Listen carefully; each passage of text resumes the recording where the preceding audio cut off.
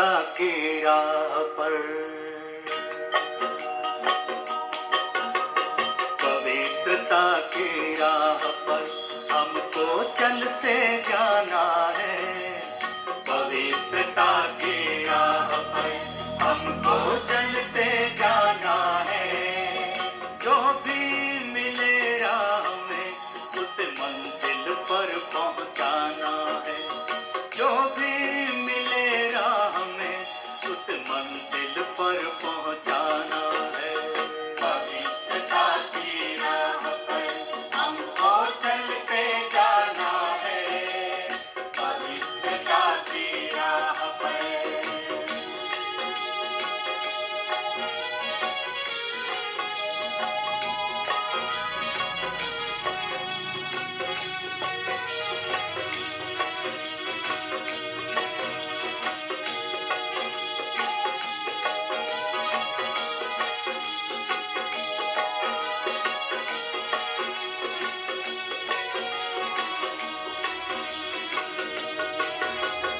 मन में हो शुद्धता, दृष्टि निर्विकारी हो।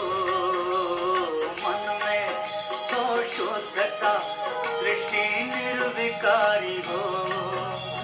सबको पावन करना यही भावना हो।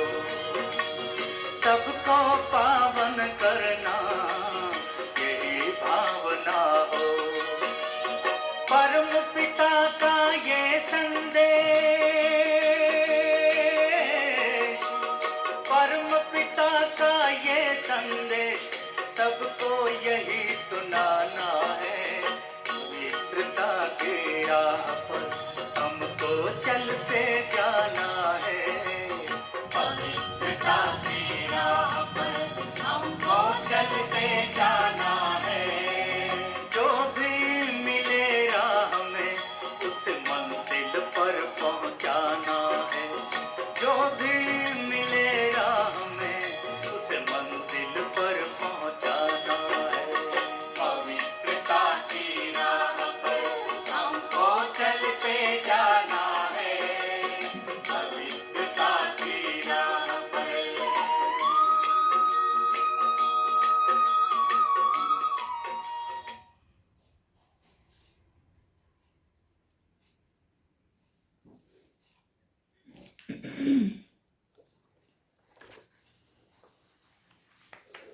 ओम शांति। बाबा गुड मॉर्निंग। आज बाबा के 24 जनवरी 2021 के महावाक्य हैं। अव्यक्त बाप दादा रिवाइज कोर्स 17 अक्टूबर 1987। 87 में बाबा ने मुरली चलाई थी और सार में बाबा ने कहा ब्राह्मण जीवन का श्रृंगार पवित्रता। अब सुनते हैं इसका विस्तार। बाबा क्या कहना चाहते हैं विस्तार में। ब्राह्मण जीवन का श्रृंगार पवित्रता। हमने सबने गीत भी सुना। पवित्रता की राह पर हम सबको चलते जाना है। जो भी आए राह में उनको सबको ये संदेश सुनाना है। आज बाप दादा अपने विश्व के चारों ओर के विशेष होवनहार पूज्य बच्चों को देख रहे हैं। सारे विश्व में से कितने थोड़े अमूल्य रत्न पूजनीय बने हैं। पूजनीय आत्माएं ही विश्व के लिए विशेष जहान के नूर बन जाते हैं। जैसे इस शरीर में नूर नहीं तो जहान नहीं, ऐसे विश्व के अंदर पूजनीय जहान के नूर आप श्रेष्ठ आत्माएं नहीं तो विश्व का भी महत्व नहीं है। स्वर्ण युग व आदि युग व सतो प्रधान युग नया संसार आप विशेष आत्माओं से आरंभ होता है। नए विश्व के आधार मूर्त पूजनीय आत्माएं आप हो। तो आप आत्माओं का कितना महत्व है। आप पूज्य आत्माएं संसार के लिए नई रोशनी हो। आपकी चढ़ती कला विश्व को श्रेष्ठ कला में लाने के निमित्त बनती है। आप गिरती कला में आते हो तो संसार की भी गिरती कला होती है। आप परिवर्तन होते हो तो विश्व भी परिवर्तन होता है। इतने महान और महत्व वाली आत्माएं हो। आज बाप दादा सर्व बच्चों को देख रहे थे। ब्राह्मण बनना अर्थात पूज्य बनना, क्योंकि ब्राह्मण सो देवता बनते हैं और देवताएं अर्थात पूजनीय। सभी देवताएं पूजनीय तो हैं, फिर भी नंबरवार जरूर हैं। किन देवताओं की पूजा विधि पूर्वक और नियमित रूप से होती है और किन्हों की पूजा विधि पूर्वक नियमित रूप से नहीं होती। किन्हों के हर कर्म की पूजा होती है और किन्हों के हर कर्म की पूजा नहीं होती है। कोई का विधि पूर्वक हर रोज श्रृंगार होता है और कोई का श्रृंगार रोज नहीं होता है। देखते हैं ना मंदिरों में, कोई कोई मंदिर में तो एक एक दिन में कितनी कितनी बार श्रृंगार बदलता है। कोई दिन में एक बार, कोई मंदिर में हफ्ते में एक बार या कभी कभी। हम द्वारिका में गए थे, जो गुजरात में द्वारिका में है ना अपना श्री कृष्ण का मंदिर, वहाँ पे गए तो थोड़ी थोड़ी देर में सब कोई ले जाते हैं अपना अपना पूरा श्री कृष्ण के लिए ड्रेस पहनने के लिए पूरा श्रृंगार ले जाते हैं, मतलब ताज से लेके तिलक से लेके और पूरा ड्रेस होता है चमकीला, बहुत सुंदर। तो हर कोई जाता है, वो लेके जाता है, मेरी तरफ से पहनाओ, तो वो पुजारी को दे देते हैं। फिर पर्दा बंद होता है और थोड़ी देर के बाद जो उसने दिया वो पहन के श्री कृष्ण आते हैं दर्शन देने के लिए। पर्दा खुलता है, लोग इतने लाइनों में खड़े रहते हैं, बहुत सारा मतलब इंतज़ार में कि अभी श्री कृष्ण दर्शन देंगे। और फिर वो थोड़ी देर के बाद पर्दा खुलता है, वो उस रूप में वो ड्रेस पहन के श्री कृष्ण दर्शन देने आते हैं। फिर थोड़ी देर के बाद फिर वो पर्दा बंद हो जाता है, थोड़ी देर के बाद फिर से दूसरे ड्रेस में श्री कृष्ण आते हैं। तो ऐसा दिन में पता नहीं कितनी बार होता होगा, है ना। हम लोग जब गए थे मैंने ये देखा था। हाँ, थोड़ी देर में पहले अलग ड्रेस में था, फिर पर्दा बंद हो गया, हम दोबारा जब गए फिर से तो दोबारा दूसरे उसमें आए। तो ऐसा कोई कोई का तो दिन में इतनी बार भी श्रृंगार चेंज हो रहा है, ड्रेस चेंज हो रहा है, किसी का हफ्ते में दिन, किसी का दिन में। तो ऐसा जिसका जैसा पुरुषार्थ। हाँ, तो श्री कृष्ण तो सबसे नंबर 1 आत्मा है, इसलिए उनका तो होगा ना। इसलिए बाबा कहते हैं जिसका जैसा पुरुषार्थ वैसा श्रृंगार होता है। कोई का विधि पूर्वक हर रोज श्रृंगार होता है और कोई का श्रृंगार रोज नहीं होता है। ऊपर ऊपर से थोड़ा बहुत सजा लेते हैं, लेकिन विधि पूर्वक नहीं। कोई के आगे सारा समय कीर्तन होता और कोई के आगे कभी कभी कीर्तन होता है। इन सभी का कारण क्या है? ब्राह्मण तो सभी कहलाते हैं। अब देखो कारण क्या होता है सबका। ब्राह्मण तो सभी कहलाते हैं, ज्ञान योग की पढ़ाई भी सभी करते हैं, फिर भी इतना अंतर क्यों है? धारणा करने में अंतर है, फिर भी विशेष कौन सी धारणाओं के आधार पर नंबरवार होते हैं? जानते हो? बाबा ने पूछा, जानते हो? पूजनीय बनने का विशेष आधार पवित्रता के ऊपर है। पूजनीय बनने का विशेष आधार पवित्रता के ऊपर है। जितना सर्व प्रकार की पवित्रता को अपनाते हैं उतना ही सर्व प्रकार के पूजनीय बनते हैं। और जो निरंतर विधि पूर्वक आदि अनादि विशेष गुण के रूप से पवित्रता को सहज अपनाते हैं वही विधि पूर्वक पूज्य बनते हैं। सर्व प्रकार की पवित्रता क्या है? जो आत्माएं सहज स्वतः हर संकल्प में, बोल में, कर्म में और में सर्व अर्थात ज्ञानी और अज्ञानी आत्माएं सर्व के संपर्क में सदा पवित्र दृष्टि वृत्ति वाइब्रेशन से यथार्थ संपर्क संबंध निभाते हैं। इसको ही सर्व प्रकार की पवित्रता कहते हैं।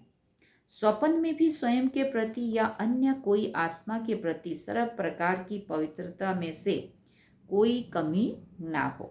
मानो स्वप्न में भी ब्रह्मचर्य खंडित होता है व किसी आत्मा के प्रति भी किसी भी प्रकार की ईर्ष्या व आवेश के वश कर्म होता या बोल निकलता है, क्रोध के अंश रूप में भी व्यवहार होता है, तो इसको भी पवित्रता का खंडन माना जाएगा। सोचो, जब स्वप्न का भी प्रभाव पड़ता है तो साकार में किए हुए कर्म का कितना प्रभाव पड़ता होगा। इसलिए खंडित मूर्ति कभी भी पूजनीय नहीं होती है। खंडित मूर्तियां मंदिरों में नहीं रहती, आजकल के म्यूजियम में रहती हैं। वहाँ भक्त नहीं आते, सिर्फ ये गायन होता है कि बहुत पुरानी मूर्तियां हैं, बस। उन्होंने स्थूल अंगों के खंडित को खंडित कह दिया है, लेकिन वास्तव में किसी भी प्रकार की पवित्रता में खंडन होता है तो वो पूज्य पद से खंडित हो जाते।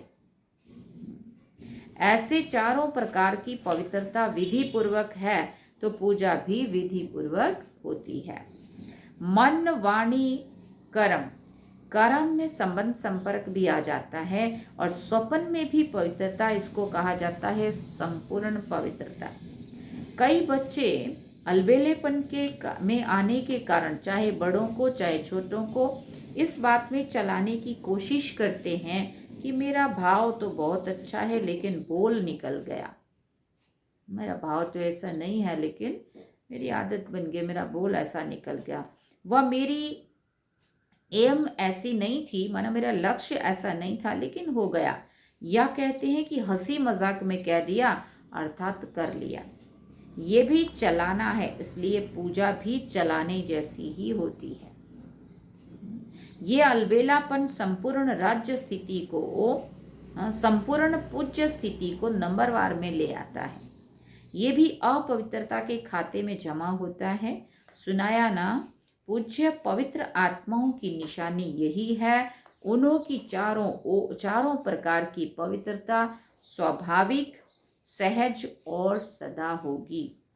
उनको सोचना नहीं पड़ेगा, लेकिन पवित्रता की धारणा स्वतः ही यथार्थ संकल्प, बोल, कर्म और स्वप्न लाती है। यथार्थ अर्थात एक तो युक्ति युक्त, दूसरा यथार्थ अर्थात हर संकल्प में अर्थ होगा, बिना अर्थ नहीं होगा। ऐसे नहीं कि ऐसे ही बोल दिया या निकल गया या कर लिया या हो गया। ऐसी पवित्र आत्मा सदा हर कर्म में अर्थात दिनचर्या में यथार्थ युक्ति युक्त रहती है। इसलिए पूजा भी उनके हर कर्म की होती है, अर्थात पूरे दिनचर्या की होती है। तभी तो बोले ठाकुर को अब सुला दिया तो सुलाने का भी दर्शन, उठाने का भी दर्शन, फिर सारा एक एक कर्म का दर्शन, उठने से लेकर सोने तक भिन्न भिन्न कर्म के दर्शन होते हैं। फिर बाबा ने कहा, और ब्राह्मण जीवन की बनी हुई दिनचर्या प्रमाण कोई भी कर्म यथार्थ व निरंतर नहीं करते तो उसके अंतर में के कारण पूजा में भी अंतर पड़ेगा। फिर बाबा ने कहा, मानो कोई अलबेले उठने की दिनचर्या में विधि पूर्वक नहीं चलते तो पूजा में भी उनके पुजारी भी उस विधि से नीचे ऊपर करते, अर्थात पुजारी भी समय पर उठकर पूजा नहीं करेगा, जब आया तब कर लेगा, अथवा अमृत वेले जागृत स्थिति में अनुभव नहीं करते, मजबूरी से वह कभी सुस्ती से कभी चुस्ती के रूप में बैठते तो पुजारी भी मजबूरी से या सुस्ती से पूजा करेंगे। सुना, विधि पूर्वक पूजा नहीं करेंगे। अब अपने आप को हम लोग चेक करते चलेंगे कि हमारी पूजा किस तरह से होंगी। ऐसे हर दिनचर्या के कर्म का प्रभाव पूजनीय बनने में पड़ता है। विधि पूर्वक ना चलना, कोई भी दिनचर्या में ऊपर नीचे होना, ये भी अपवित्रता के अंश में गिनती होता है, क्योंकि आलस्य और अलबेलापन भी विकार है। सुना, जो यथार्थ कर्म नहीं है वो विकार है, तो अपवित्रता का अंश हो गया ना। इस कारण पूज्य पद में नंबरवार हो जाते हैं। तो फाउंडेशन क्या रहा? पवित्रता। पवित्रता की धारणा बहुत महीन है। पवित्रता के आधार पर ही कर्म की विधि और गति का आधार है। पवित्रता सिर्फ मोटी बात नहीं है। ब्रह्मचारी रहे या निर्मोही हो गए, इसको ही पवित्रता नहीं कहेंगे। पवित्रता ब्राह्मण जीवन का श्रृंगार है। तो हर समय पवित्रता के श्रृंगार की अनुभूति चेहरे से, चलन से औरों को हो। दृष्टि में, मुख में, हाथों में, पांव में सदा पवित्रता का श्रृंगार प्रत्यक्ष हो। दृष्टि हमारी कैसी हो, मुख से हमारे कैसे शब्द निकले, हाथों से हमारे कर्म क्या करने को आगे बढ़े, पांव हमारे किस तरफ चले, तो वो सारी बातों में बाबा कहते पवित्रता का श्रृंगार प्रत्यक्ष दिखना चाहिए। कोई भी चेहरे तरफ देखें तो फीचर से उन्हें पवित्रता का अनुभव हो। जैसे और प्रकार के फीचर्स वर्णन करते हैं ना, वैसे ये वर्णन करें कि इनके फीचर्स से पवित्रता दिखाई देती है। नैनों में पवित्रता की झलक है, मुख पर पवित्रता की मुस्कुराहट है, और कोई बात उन्हें नजर ना आए, इसको कहते हैं पवित्रता के श्रृंगार से श्रृंगारी हुई मूरत। समझा? पवित्रता की तो और भी बहुत गुह्यता है, वो फिर सुनाते रहेंगे। बाबा कहते हैं जैसे कर्मों की गहन गति है ना, पवित्रता की परिभाषा भी बड़ी गुह्य है, और पवित्रता ही फाउंडेशन है। अच्छा, बाबा कहते आज गुजरात आया है। गुजरात वाले सदा हल्के बन नाचते और गाते हैं, चाहे शरीर में कितने भी भारी हों, लेकिन हल्के बनकर नाचते हैं। हाँ, पहली बात कि गुजरात में भारी लोग होते ही नहीं हैं, मोटे लोग नहीं होते, ज़्यादा पतले ही होते। बाबा कहते चाहे फिर भी शरीर से भारी हो तो भी एकदम मन से हल्के होके रहते हैं। गुजरात की विशेषता है सदा हल्का रहना, सदा खुशी में नाचते रहना, और बाप के व अपने प्राप्तियों के गीत गाते रहना। बचपन से ही नाचते गाते अच्छा है। ब्राह्मण जीवन में क्या करते हो? ब्राह्मण जीवन अर्थात मौजों की जीवन। गरबा रास करते हो तो मौज में आ जाते हो ना। अगर मौज में ना आए तो ज्यादा नहीं कर सकेंगे। हाँ, पूरी पूरी रात जो गरबा खेलते हैं ना, तो अगर मौज में ना हो, दिल से ना कर रहे हो, प्यार से ना कर रहे हो, इंटरेस्ट से ना कर रहे हो, तो इतना लंबा नहीं खींच सकते। मौज मस्ती में थकावट नहीं होती, अथक बन जाते हैं। तो ब्राह्मण जीवन अर्थात सदा मौज में रहने की जीवन, वो है स्थूल मौज, और ब्राह्मण जीवन की है मन की मौज। सदा मन मौज में नाचता और गाता रहे, वो लोग हल्के बन नाचने गाने के अभ्यासी हैं। तो इन्हों को ब्राह्मण जीवन में भी डबल लाइट बनने में मुश्किल नहीं होती। तो गुजरात अर्थात सदा हल्के रहने के अभ्यासी कहो या फिर वरदानी कहो, तो सारे गुजरात को वरदान मिल गया डबल लाइट। सुना?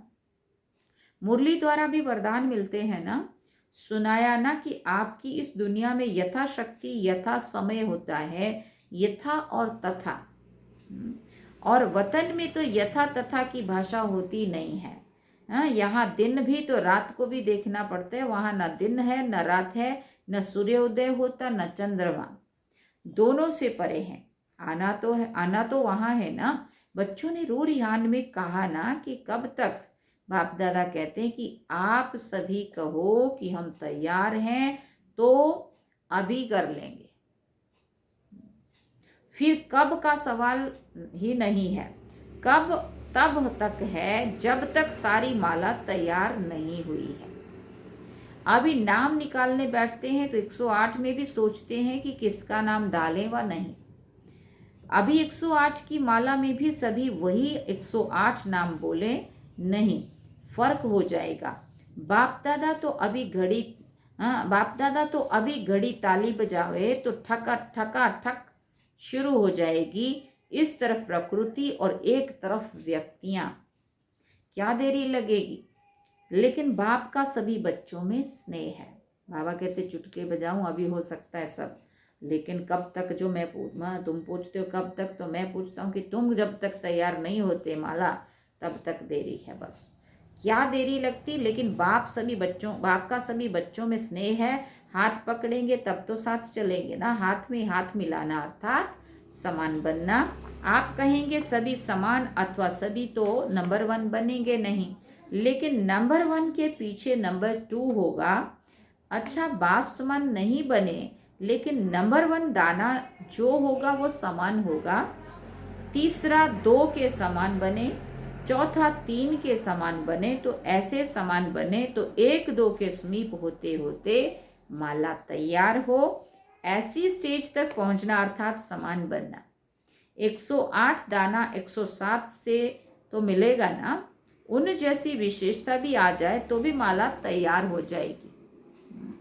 नंबरवार तो होना ही है ना, समझा। तो बाप तो कहते हैं अभी कोई गारंटी करने वाला कि हाँ अभी कोई गारंटी करने वाला अभी कोई गारंटी है, अभी कोई है गारंटी करने वाला कि हाँ सब तैयार है। बाप दादा को तो सेकंड लगता है, दृश्य दिखाते थे ना, ताली बजाई और परियां आ गई। अच्छा, चारों ओर के परम पूज्य श्रेष्ठ आत्माओं को सर्व संपूर्ण पवित्रता के लक्ष्य तक पहुंचने वाले तीव्र पुरुषार्थी आत्माओं को सदा हर कर्म में विधि पूर्वक कर्म करने वाले सिद्धि स्वरूप आत्माओं को सदा हर समय पवित्रता के श्रृंगार में सजी हुई विशेष आत्माओं को बाप दादा का स्नेह संपन्न याद प्यार स्वीकार हो। अच्छा, ओम शांति। पार्टियों से मुलाकात की बाबा ने सबको याद प्यार दी। सदा हर समय पवित्रता के श्रृंगार में श्रृंगारी हुई विशेष आत्माओं को बाप दादा का स्नेह संपन्न याद प्यार स्वीकार हो। हम बच्चों की भी रूहानी माता पिता बाप दादा को दिलवा चांद सिकवा प्रेम से याद प्यार, गुड मॉर्निंग, नमस्ते, थैंक्स बाबा जी। पार्टियों से बाबा ने मुलाकात की। विश्व में सबसे ज्यादा श्रेष्ठ भाग्यवान अपने को समझते हो? पूछ रहे बाबा। सारा विश्व जिस श्रेष्ठ भाग्य के लिए पुकार रहा है कि हमारा भाग्य खुल जाए, आपका भाग्य तो खुल गया, इससे बड़ी खुशी की बात और क्या होगी। भाग्य विधाता ही हमारा बाप है, ऐसा नशा है ना। जिसका नाम ही भाग्य विधाता है उसका भाग्य क्या होगा, इससे बड़ा भाग्य कोई हो सकता है क्या। तो सदा ये खुशी रहे कि भाग्य तो हमारा जन्म सिद्ध अधिकार हो गया। बाप के पास जो भी प्रॉपर्टी होती है बच्चे उनके अधिकारी होते हैं, तो भाग्य विधाता के पास क्या है? पूछ रहे बाबा। भाग्य का खजाना। उस खजाने पर आपका अधिकार हो गया तो सदैव वाह मेरा भाग्य और वाह भाग्य विधाता बाप, यही गीत गाते सदा खुशी में उड़ते रहो। जिसका इतना श्रेष्ठ भाग्य हो गया उसको और क्या चाहिए। भाग्य में सब कुछ आ गया। भाग्यवान के पास तन मन धन जन सब कुछ होता है।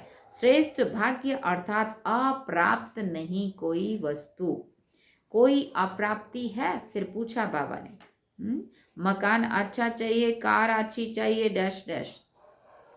बाबा कहते हैं कोई अप्राप्ति नहीं। जिसको मन की खुशी मिल गई उसे सर्व प्राप्तियां हो गई। कार तो क्या लेकिन कारून का खजाना मिल गया। कार भी मिल गई, कारून का खजाना भी मिल गया। कोई अप्राप्त वस्तु है ही नहीं। कार नहीं थी तो भी मैंने कभी नहीं सोचा कि मेरे पास कार क्यों नहीं है ना। और कार मिल गई तो भी वो बाबा की है ना। तो बाबा कहते देखो, बिन मांगे सब कुछ मिले, मांगत मिले ना। बिन मांगे मोती मिले, मांगत मिले ना भीख।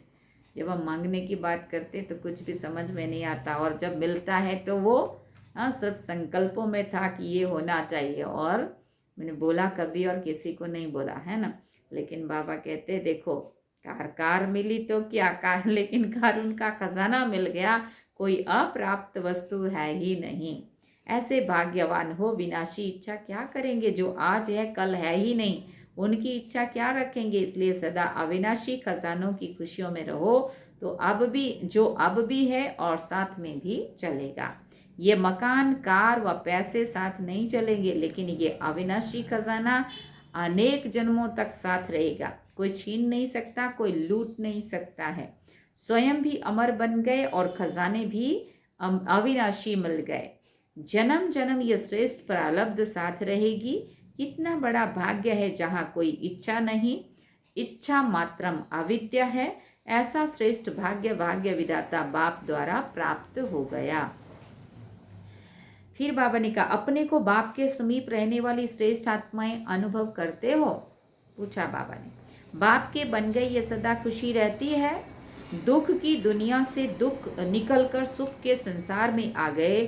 दुनिया दुख में चिल्ला रही है और आप सुख के संसार में सुख के झूले में झूल रहे हो। कितना अंतर है। दुनिया ढूंढ रही है और आप मिलन मना रहे हो। सुना। तो सदा अपनी सर्व प्राप्तियों को देखकर हर्षित रहो। क्या क्या मिला उसकी लिस्ट निकालो तो बहुत लंबी लिस्ट हो जाएगी। क्या क्या मिला। तन में खुशी मिली तो तन की तंदुरुस्ती है। मन में शांति मिली तो शांति मन की विशेषता है।